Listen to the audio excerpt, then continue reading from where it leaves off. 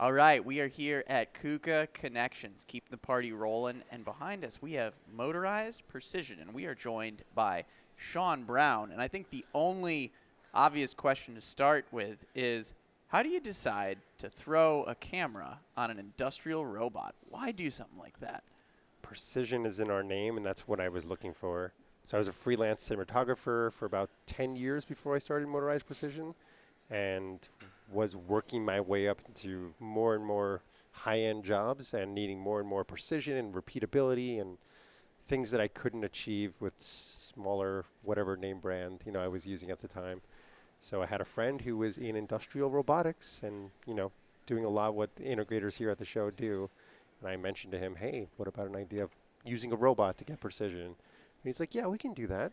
And I was like, okay, what about putting a camera on it and all this fancy software? And like, oh, we can't do that, but maybe you can find a way to do that. So we did find our end of the job, and he brought his end of the job, and we were able to create this amazing company that deals with cinema robotics, and we get amazing precision. We get shots that you can't achieve any other way, and we get speeds that you can't achieve any other way. And what you guys are doing is you really created a custom software, right? These robots are not moving around with the traditional teach pendant. Correct. Can you talk a little bit more about what it was like developing a whole new software that would be able to be used and programmed by really anyone in the cinematography or the movie industry or the advertising industry when it comes to making commercials? Yep. What was it like creating that?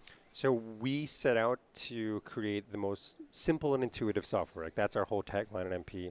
And from my standpoint, whatever was on the market was complicated and took a long time to program and was expensive to use if you were going to rent it. So there wasn't really a solution in the market for this, and that's why we wanted to create the software. And I wanted it to look simple, intuitive, and cool. It had to look good.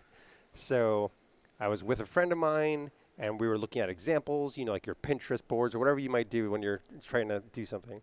And I was looking at Tron. I was like, oh, yeah, it should look like Tron, right? It should look really, Iron Man, all that stuff. And the guy's like, oh, why don't you just hire the guy that did that interface? I'm like, what are you talking about? Oh, yeah, one of the guys is here in Portland.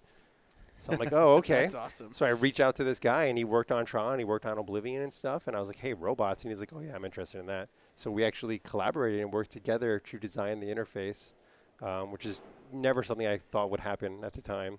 And that spearheads the whole way of this company. Is a bunch of things that I never thought would happen have been achieved through this company.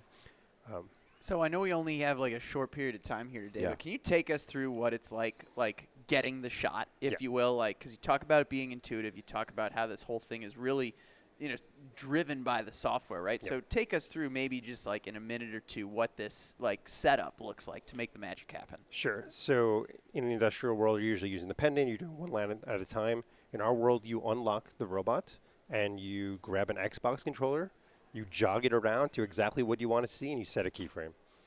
And then you can jog to the next spot, set a keyframe, and boom, you got to move.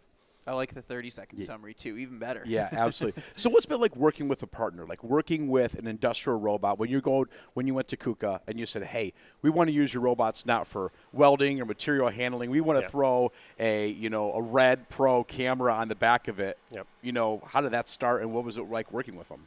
So in the early days, they didn't have a ton of experience with what we wanted to do. Like there was like one or two examples out in the world that were similar. So they were just like, here's our packages. This is what it can do. Good luck.